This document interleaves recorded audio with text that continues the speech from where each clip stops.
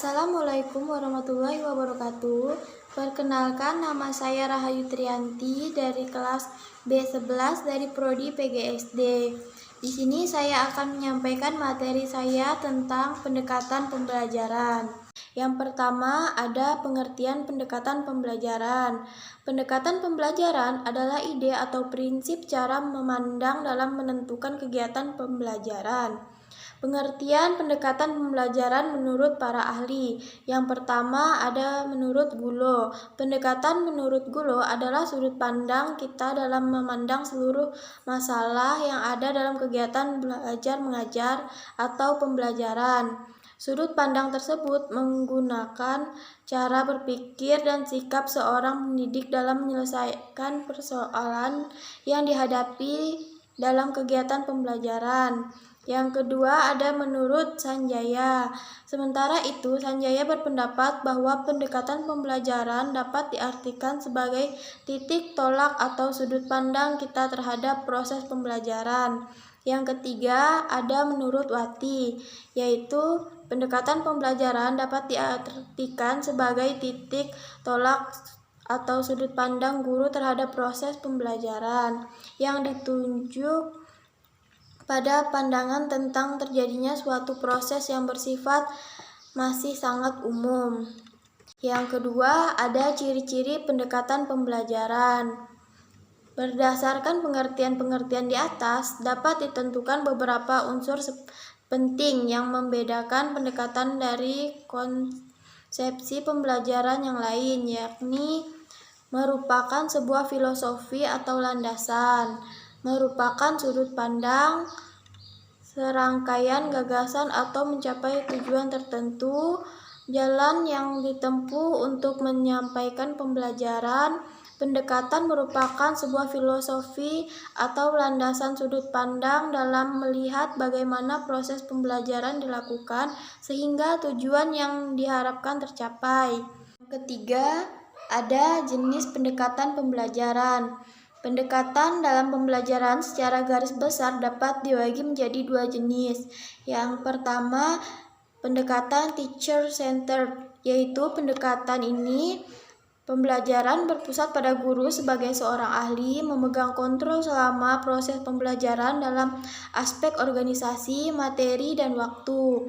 Guru bertindak sebagai pakar yang mengutarakan pengalamannya sehingga dapat menstimulus perkembangan siswa. Pendekatan yang berpusat pada guru menurunkan beberapa strategi seperti pembelajaran langsung atau direct instruction dan pembelajaran dedukatif atau pembelajaran ekspositiri. Yang B, pendekatan student centered. Sementara itu, pendekatan student centered mendorong siswa untuk mengajarkan sesuatu sebagai pengalaman praktik dan membangun makna atas pengalaman yang diperolehnya. Pusat pembelajaran diserahkan langsung kepada peserta didik dengan supervisi dari guru. Pendekatan pembelajaran yang berpusat pada siswa menurunkan strategi pembelajaran seperti discovery, learning, dan inquiry atau penyikapan dan penyelidikan. Keempat, ada macam-macam pendekatan pembelajaran. Contoh pendekatan pembelajaran yang dapat diterapkan adalah sebagai berikut. A. Pendekatan kontekstual. Pendekatan kontekstual adalah konsep belajar di mana guru mengaitkan materi yang diajarkan dengan situasi dunia nyata siswa. Guru akan mendorong siswa membuat hubungan antara pengetahuan tersebut dengan kehidupan sehari-hari mereka. Ini menuntut siswa untuk berpikir kritis sehingga dapat mengembangkan potensi individu. Hasil belajar melalui pendekatan kontekstual diharapkan dapat lebih bermakna bagi siswa. Yang B, pendekatan konstruktivisme. Pendekatan ini menekankan pengembangan diri siswa melalui proses berpikir kritis.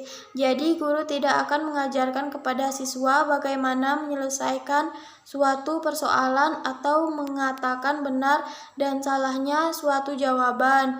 Guru cenderung mendorong siswa untuk menentukan cara mereka sendiri dalam menyelesaikan permasalahan dan kritis dalam menyikapi berbagai opini jawaban yang ada. Yang C, pendekatan dedukatif adalah pembelajaran yang bermula dari penjelasan tentang hal yang bersifat umum lalu diarahkan pada hal yang bersifat khusus. Guru akan menerangkan teori konsep dasar dan istilah pada bagian awal pembelajaran, kemudian diikuti penerapan atau contoh-contohnya. Pendekatan induktif. Pendekatan ini adalah kebalikan dari pendekatan deduktif. Pembelajaran bermula dengan penyajian keadaan khusus yang kemudian digeneralisasikan. Pendekatan induktif menekankan kepada pengamatan terlebih dahulu, kemudian kesimpulan diambil dari fakta-fakta yang ditentukan.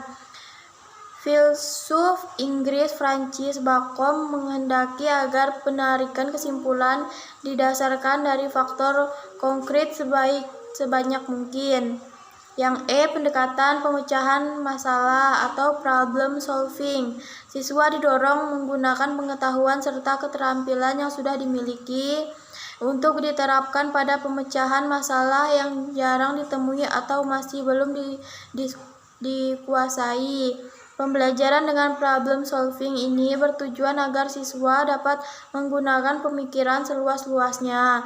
Dalam berpikir rasional, siswa dituntut menggunakan logika untuk menentukan sebab akibat, menganalisa, memprediksi, dan menarik kesimpulan. Yang F ada pendekatan open-end. Dalam pendekatan ini bertujuan utamanya adalah bukan untuk mendapatkan jawaban, tetapi lebih menekankan pada cara bagaimana sampai pada suatu jawaban. Terdapat berbagai alternatif jawaban, tidak hanya benar dan salah saja. Pertanyaan juga bersifat terbuka sehingga penuntut para siswa untuk berpikir secara aktif.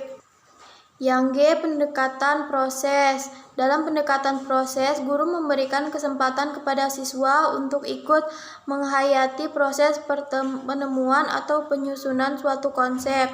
Dalam pendekatan ini, siswa harus bisa mengilustrasikan atau melakukan percobaan, kemudian berhipotesis.